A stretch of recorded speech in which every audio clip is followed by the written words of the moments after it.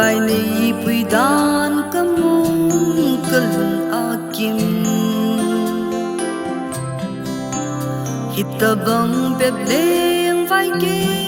nei khutu da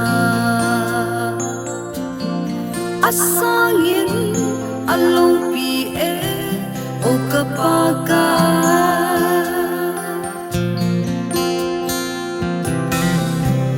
mi ten ai de min ai si jing zong le ke ma bui pung e pakai nei umpi chung ban lai leng sang bang leng sang ing pi sin na chu halong in no ken zoning e tu lai tho na ho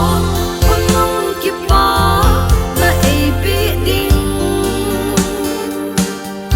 ke ma boy lo ke on mo lo ka chan chung nga say tem se em bol na ho lo hin le ke wang ka zu ma din nom ku mai sa pung e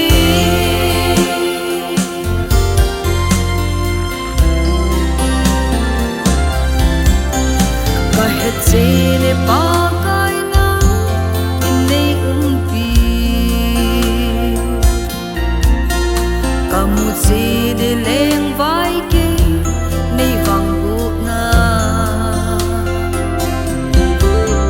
halul hasam hi jing zong leng nan lung zui hi katam sung ni khu aka te han a hi tu lai tho na ho kunong ki pa na ei pi ding ke ma boy lo ke on mo lo ka chan chung nga say tem se em bol na ho lo hin le ke wang ka zu pa din nom ku mai sa pung e